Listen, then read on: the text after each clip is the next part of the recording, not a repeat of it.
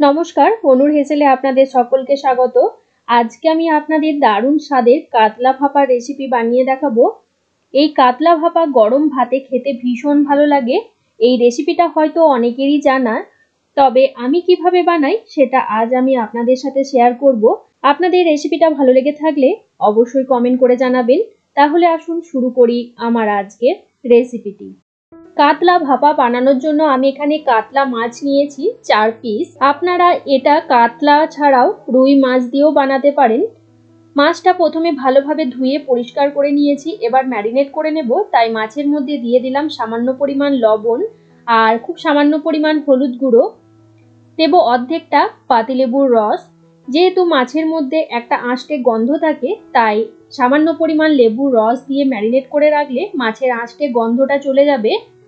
এবার লবণ, হলুদ আর পাতিলেবুর রস দিয়ে মাছটাকে ভালো করে মেখে 10 মিনিট ম্যারিনেট হওয়ার জন্য রেখে দেব।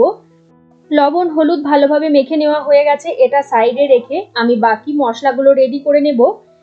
মিক্সি জারের মধ্যে নিয়ে নেব 2 টেবিল চামচ কালো সর্ষে আর 2 টেবিল চামচ হলুদ সর্ষে বা সাদা সর্ষে।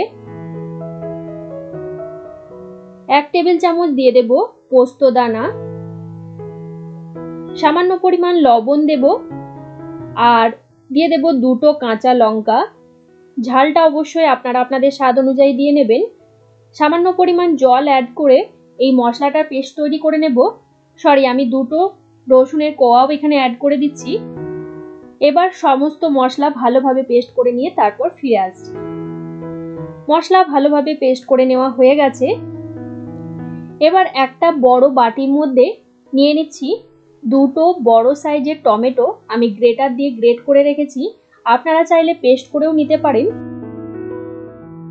এবার এর মধ্যে দিয়ে দেব 1 টেবিল চামচ জল ঝরানো টক দই আর দেব পেস্ট করে রাখা মশলাটা।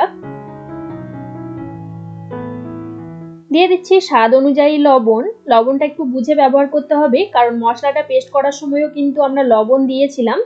আর দিয়ে দেব 1 চা চামচ হলুদ গুঁড়ো, 1 চা চামচ কাশ্মীরি লঙ্কার গুঁড়ো, এতে রংটা ভীষণ সুন্দর হবে। দিয়ে দেব 2 টেবিল চামচ কাঁচা সর্ষের তেল। এবার সমস্ত মশলা একসাথে খুব ভালো করে মিক্স করে নেব।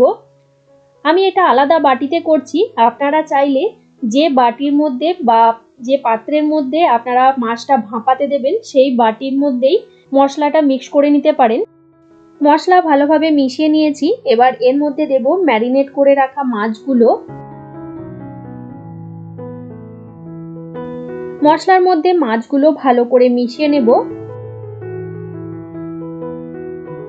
মশলার মধ্যে মাছ ভালোভাবে মিশিয়ে নেওয়া হয়ে গেছে। এবার যে পাত্রের মধ্যে আমি মাছটা ভাপাতে দেব সেই পাত্রটা নিয়ে নিয়েছি। এখানে একটা বড় টিফিন বক্স নিয়েছি, তার মধ্যে আমি একে একে মাছের পিসগুলো সাজিয়ে নিচ্ছি চারপাশে।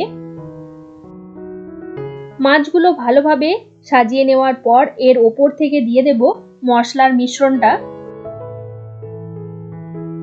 আর এর মধ্যে দিয়ে দেব মিক্সির বাটি ধোয়া জল। খুব সামান্য পরিমাণ জল দিতে হবে, খুব বেশি জল দেওয়ার একেবারেই প্রয়োজন নেই। সবকিছু ভালোভাবে একসাথে মিক্স করে নিয়ে এর মধ্যে দিয়ে দেব 4-5টা কাঁচা লঙ্কা। যে কোনো ভাপা রেসিপিতে কাঁচা লঙ্কা আর কাঁচা সর্ষের তেলের ফ্লেভার কিন্তু ভীষণ ভালো লাগে। ওপর থেকে দিয়ে দিচ্ছি 1 টেবিল চামচের মতো কাঁচা সর্ষের তেল। এবার টিফিন বক্সের ঢাকনাটা বন্ধ করে দেব। তারপর মাছটাকে ভাপিয়ে নেব। মাছটাকে ভাপাতে দেওয়ার জন্য আমি কড়াইয়ের মধ্যে সামান্য পরিমাণ জল গরম হতে দিয়েছি। জলটা এমনই রাখতে হবে যাতে টিফিন বক্সের নিচে জলটা থাকে, ওপরে যেন না উঠে যায়, তাহলে ঢাকা খুলে ভেতরে কিন্তু জল ঢুকে যেতে পারে। তাই জলটা সেই রকমই বুঝে দিতে হবে। এবার টিফিন বক্সটা মাঝখানে বসিয়ে রেখে ঢাকনা বন্ধ করে গ্যাসের ফ্লেমটাকে লোতে রেখে 35 থেকে 40 মিনিট আমি মাছটাকে ভাপিয়ে নেব। তারপর আপনাদের দেখাচ্ছি। 40 মিনিট পর আমি ঢাকনাটা খুলে দিলাম। এবার গ্যাসটা বন্ধ করে দেব। এই টিফিন বক্সটা একটু ঠান্ডা হয়ে যাওয়ার পর আমি আপনাদের দেখাবো মাছটা ঠিকঠাক সেদ্ধ হয়েছে কিনা আর ঠিকঠাক ভাপানো হয়েছে কিনা। টিফিন বক্সটা এখন ঠান্ডা হয়ে গেছে ভালোভাবে। ঢাকনাটা খুলে আমি আপনাদের দেখাচ্ছি। দেখুন দেখতে কতটা সুন্দর হয়েছে, আর মাছ কিন্তু সম্পূর্ণ সেদ্ধ হয়ে গেছে।